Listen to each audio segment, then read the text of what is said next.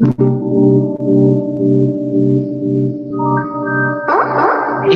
straight talk with no chaser. It gives the people a voice,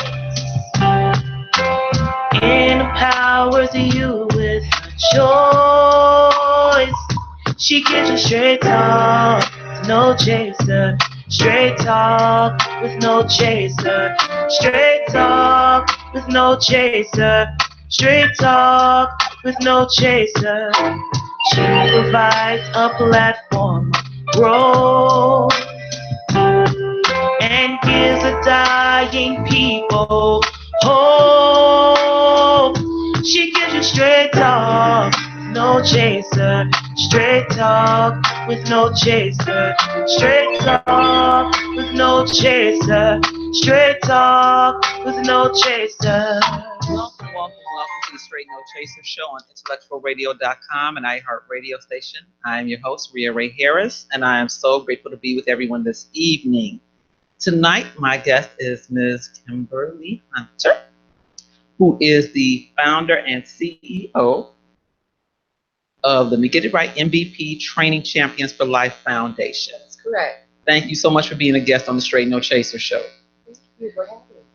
Now, as I start with everyone, are you born and raised in Chicago? Yes, I am. What side of town? South Side. What schools? I actually went to St. Margaret of Scotland Grammar School. From the studio. Right. And then I went on to Unity Catholic High School, and then undergrad, Illinois State University, and then graduate school, National Louis, and then my second master's was actually at Lewis University. Oh, see, you did all of that. Oh, we get another, hey. Did the thing. Right. Did the thing. My goodness, Wanda is in the background co-signing. All right.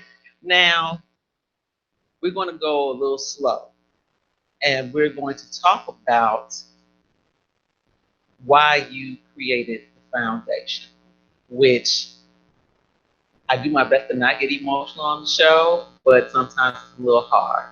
So tell us a little bit about Cordero. Okay. So 2011. No. Let's start before 2011. All right. So Cordero was my son. Cordero was a rambunctious little boy. I remember he was 5. My sister bought him a football uniform for Christmas. And Cord was so excited about the uniform that he slept in it. That's deep. Yes, and he would say, Mom, I'm going to play professional football. So he was 6 all the way up through high school and college. He played football. His dad had him on the Pee Wee League. And then he got into high school, played on varsity, got a scholarship to Northern his first year. But as young cocky men are, he didn't get a chance to play as much time his freshman year. So he transferred to Central State University. In Ohio? In Ohio. Yes. Okay. Went out there, showed his stuff on the field, walked right on, got a starting position as a cornerback. He played all but 2 games and then was killed in college. And because I noticed that his date of death is September 23rd of 2011. What was the incident in which he was killed? The school had a college night in Dayton, Ohio. And so my son, along with some of the other football players, and I'm told the entire school had rented party buses. And so the kids had got on the party bus.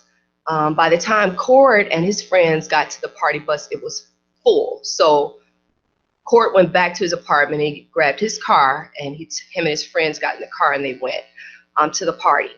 Now, the way it was explained to myself and our family was that there were young men who tried to get into the party, and they were townies. They were not college students. And so the bouncer told them that they could not get in. This was a party exclusively for the college students. In fact, all the college students. It wasn't just my son's school.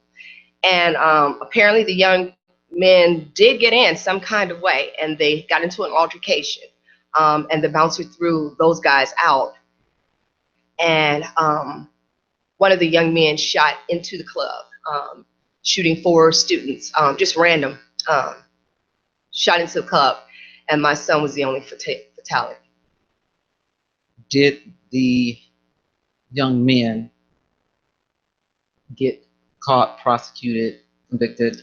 Yes, he at first he tried to deny, but They only charged the one that actually did the shooting. Mhm. Okay, so it was but a young then they man. gave him a plea deal, and so he admitted to doing it. So he got a penitentiary sentence? Yes, he did. 15 years to life In Ohio. in Ohio. And that's hard for me, because when you feel as a parent that you've done all you can, you've done it very well, as evidenced by what he was accomplishing, to have him cut down in a random and foolish act, which did not just destroy your family on some levels, but destroyed his own. I think you know why. So I wanted you to tell that truth, because that is the impetus for your foundation. Absolutely. So after, I don't know if the smoke ever really 100% clear, so I don't even know how to say it in that manner, but once you decided to honor your son's memory, why did you choose the MVP Training Champions for Life Foundation to do it? Okay, so I have another son, an older son. And when my children were growing up, I often would tell them that they were not only supposed to find out what their talents were and develop their talents, but those talents were somehow connected to their purpose here on earth. And so Cordero had recently shared with me that he was going to follow in my footsteps and become a professional counselor. But he said, Mom, I want to use my training though as a football player and somehow work with young men, because you guys don't know what young men go through. And so I feel like if I can maybe use my professional training along with my skills that I've learned as an athlete, then I can help young men become their best on and off the field. And so after he died, that just kept registering in my mind what he wanted to do. And so in my goal or my attempt, as any parent who's lost a child, you want to make sure that people know that your child mattered here on this earth. Yes. And so it was my goal to make sure that Cordero's dream was carried out. And so I actually took the concept of training up young men along with the biblical verse, training up children in the way that they should go. And I used my professional skills as a counselor, and I created MVP Training Champions for Life. Before we go any further, what does MVP stand for? Man's valuable purpose. All right. And when did you create the foundation? So the foundation was created in January of 2012. You got right on that. I got right on it. Because I dived into it. That was the only way I was going to live. Because I'm like, I don't even know if I'd have been off the floor yet, but I have to commend you for that, because that's strength that a lot of people possibly do have, but just don't think they have. Yeah. So when you started the foundation, did you have a 5-year long-term goal for what you wanted to do with it? When I started the foundation, actually I did not. But after meeting other people and bringing other people on board who could help me see the vision beyond just Court's purpose, then they helped me actually start to look at what we were going to, what would the finished product look like. And so for us, it was aiming to have an MVP training center in all of our inner city schools, especially the cities such as Philadelphia, Chicago, Detroit, major cities like that. So that is our goal, to take MVP training throughout. Now, because when we're talking about training, because especially with Chicago getting as much negative airplay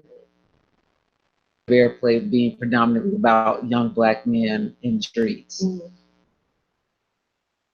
are you teaching the young men?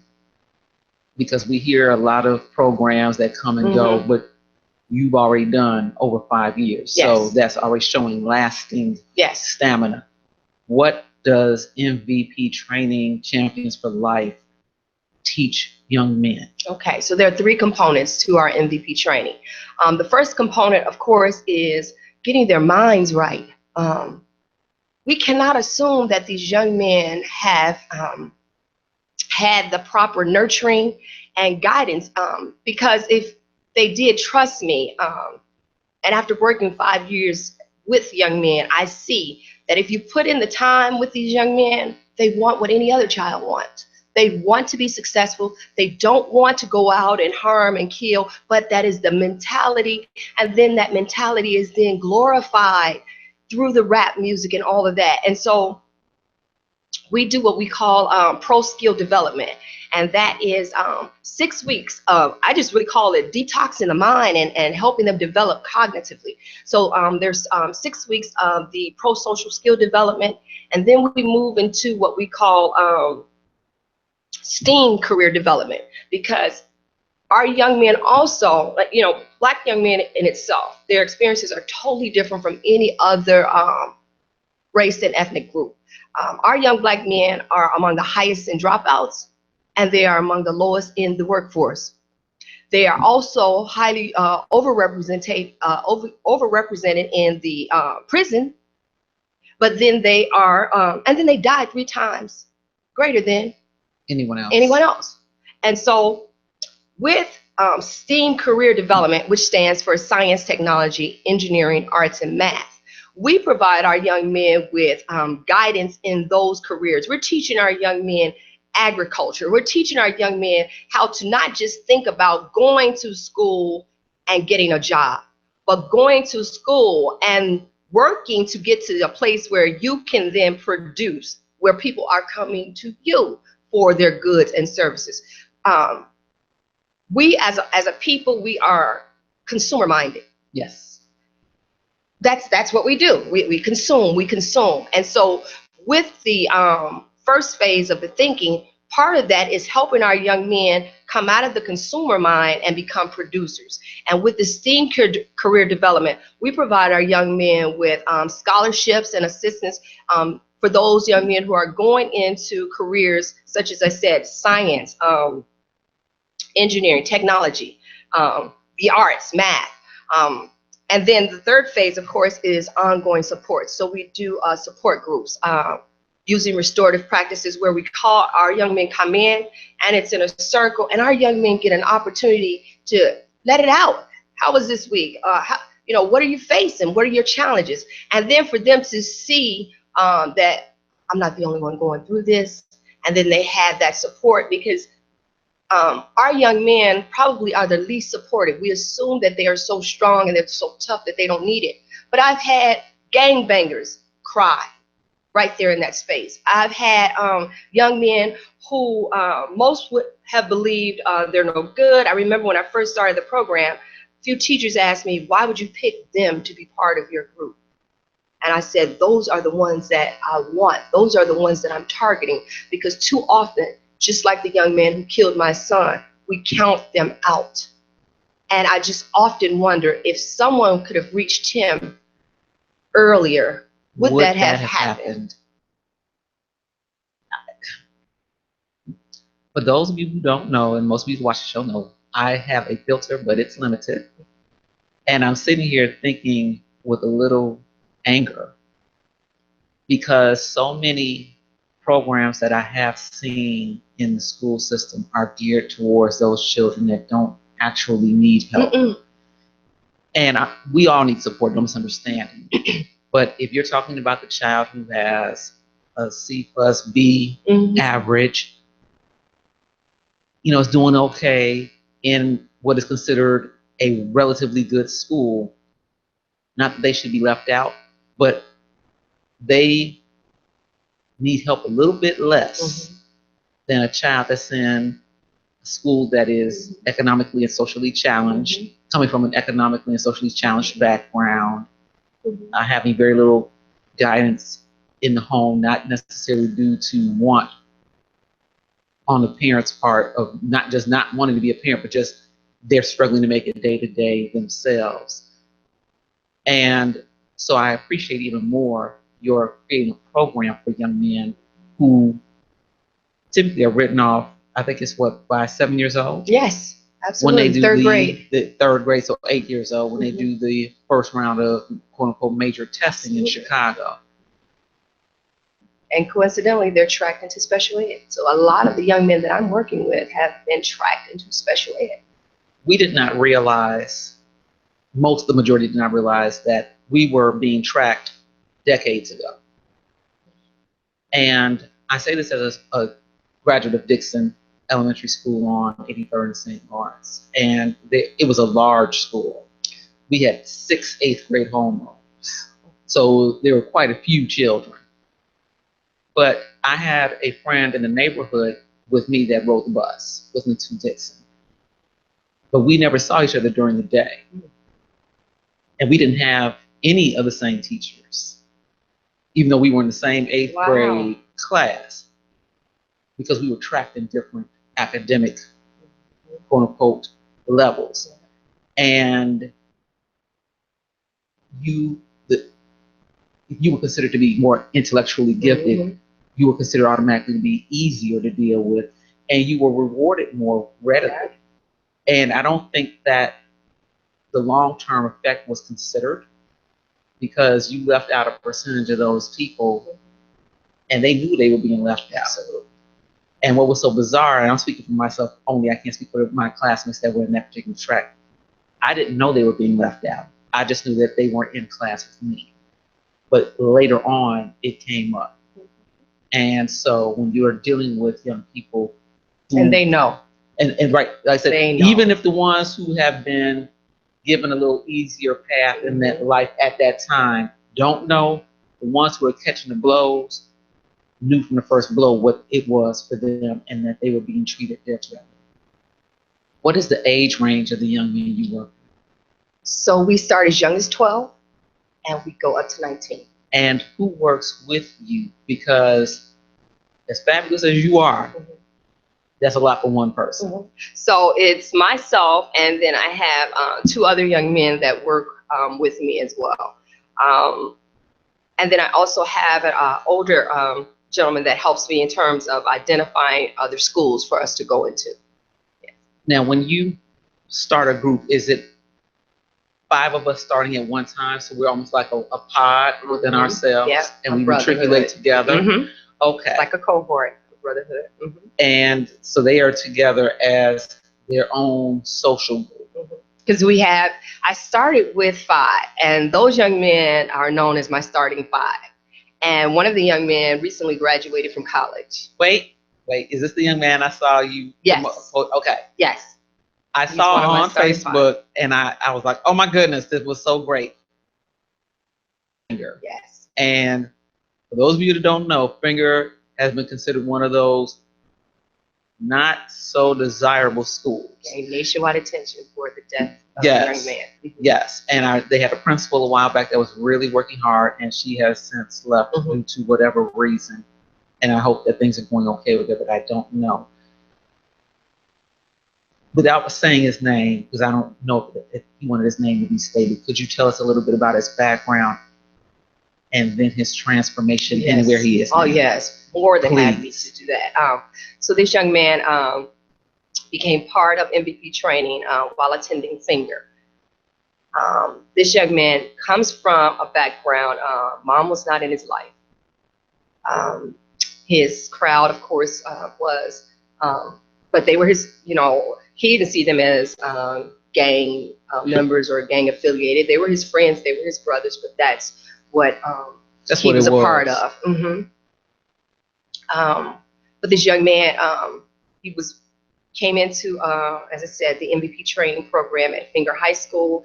He, along with his 4 brothers, because they call themselves brothers now, they were not related. They were all students at Finger High School. And just to share, one of the young men had been kicked out of another school for bringing a gun to school. So these were young men who clearly, most had written off, most had really decided not to work with them. And while they were going to let them hang until they dropped out. Absolutely. But this young man, we worked, he went through the training. At that time, I started out just kind of engaging them. I would bring them down to the office space, feed them lunch, take them out to breakfast. And it was from that point, little things like that. See, oftentimes we have people that want you to support their programs and they want this astronomical amount of money for their programs, but it doesn't take all of that.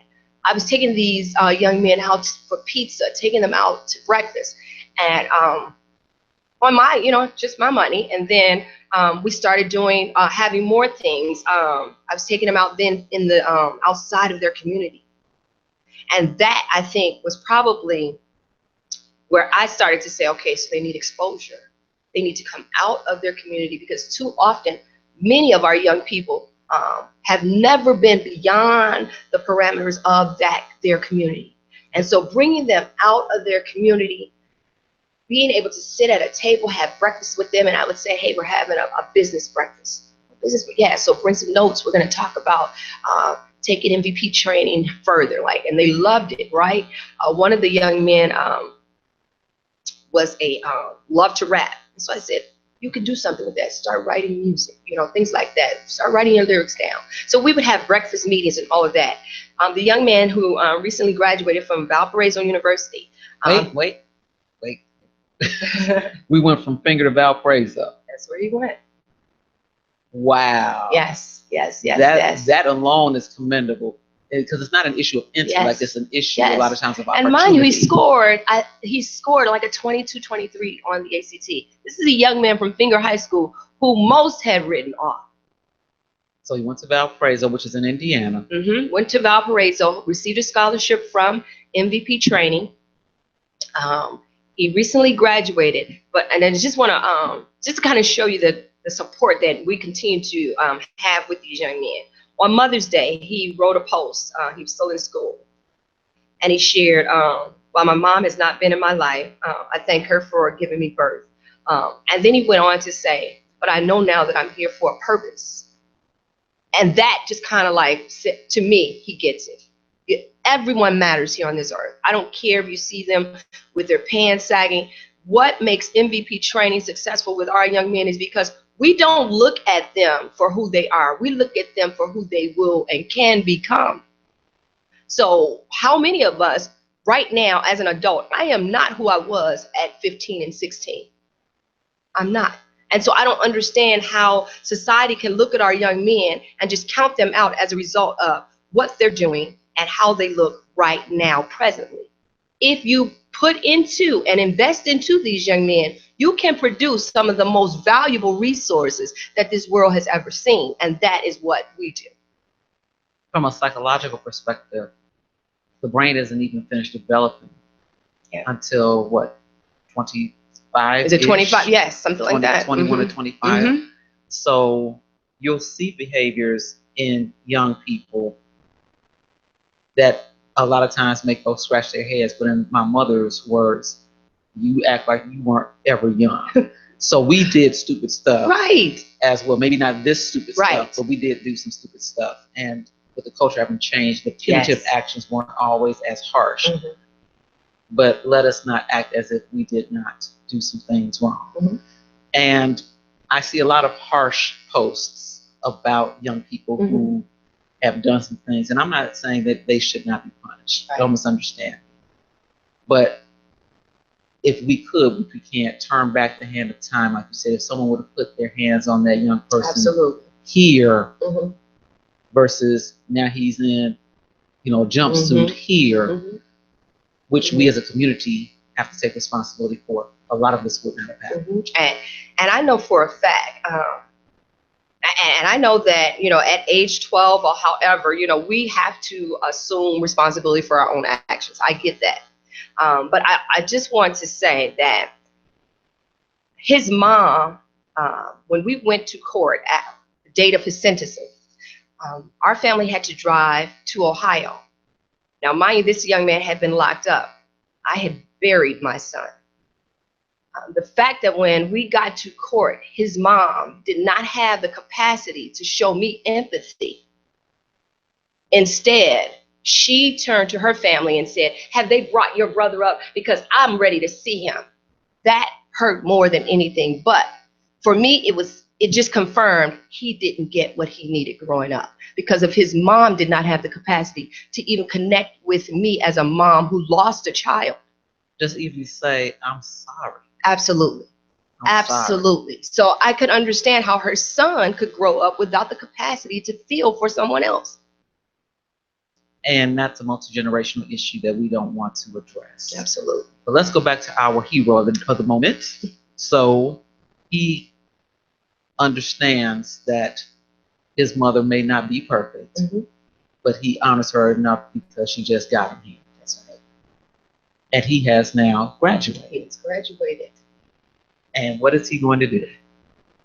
He wanted to come. It was so, I hate that I couldn't get him here. He called. He was like, I said, hey, I have an interview. I said, it would be awesome if you could come. He said, yes. He said, Miss Hunter, I'm just ready to do something right now. I'm the voice for the voiceless. Wow. Yes. And that right there is an organization title.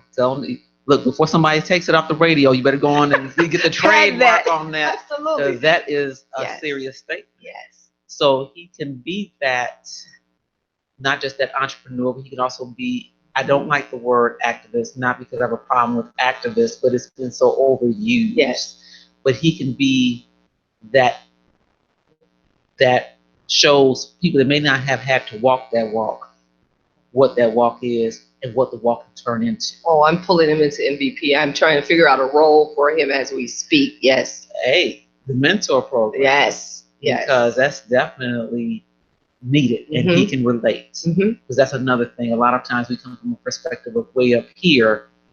And no, I'm not going to listen to you if I'm out here dealing and slinging Right. and doing whatever. And you're talking about, great coupon, as I say, all that type of stuff. They need someone with whom they can see came from a similar situation who's turned it around.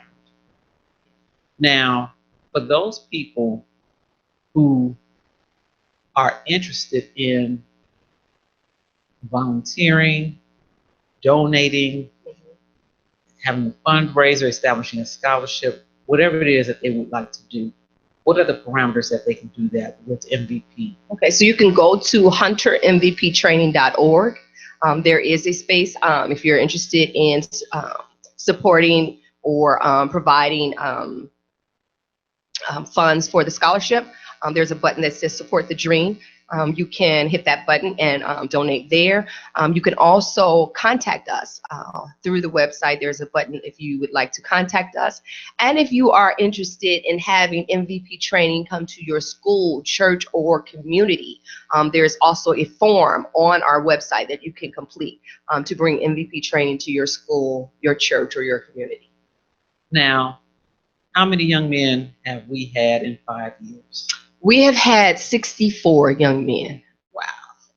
And out of that 64, how many are doing well? Oh, we have right now an 80% retention in terms of our young men who have stayed on with MVP training.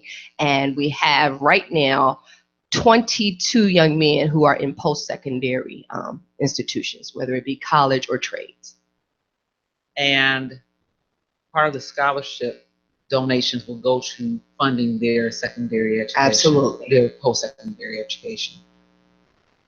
Kim, is there anything that you want to say to leave with the Straight No Chaser show and intellectual radio audience? Not just about MVP, but about your son. I guess looking back, and it's crazy, but I feel that Cordero's life somehow was tied to my purpose. Prior to losing Cordero, I thought that it was just my mission to work with young people. I was a school counselor, and so it was my mission just to help young people find their way, get them into school. But I think I know after losing Cordero, it forced me to search even deeper. Okay, Lord, why am I here? And I tell people all the time, it was so ironic after Cordero's burial. the morning after. I was in such, just so depressed.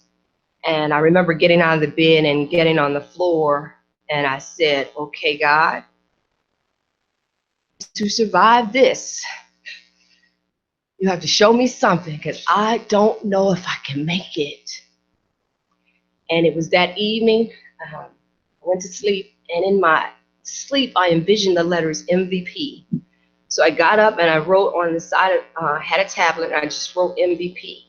And it seemed like for about a month or two, every night I would get more and more. And then the words man's valuable purpose came, and it just seemed like God just started just pouring it out of me.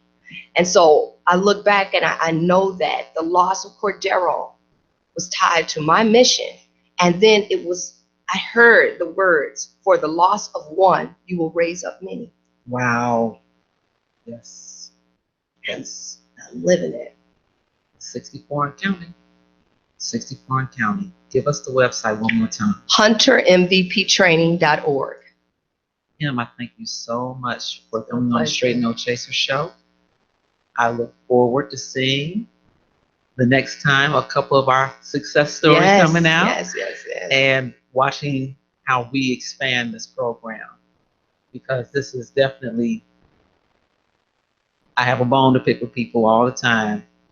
Don't throw a rock if you're not willing to move a rock out of somebody else's way. If you're going to throw a rock, that's because you need to be throwing it out of somebody's path. So unless you're willing to be a part of the solution, you are a part of the problem. So here's a way to be a part of the solution, especially for those of you that live in Chicago.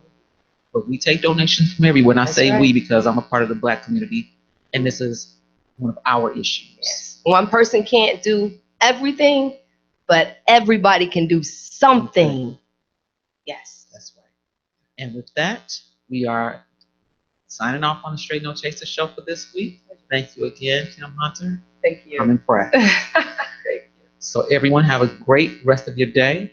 Peace and blessings in the name of Jesus, and stay safe. We'll see you in a couple of weeks.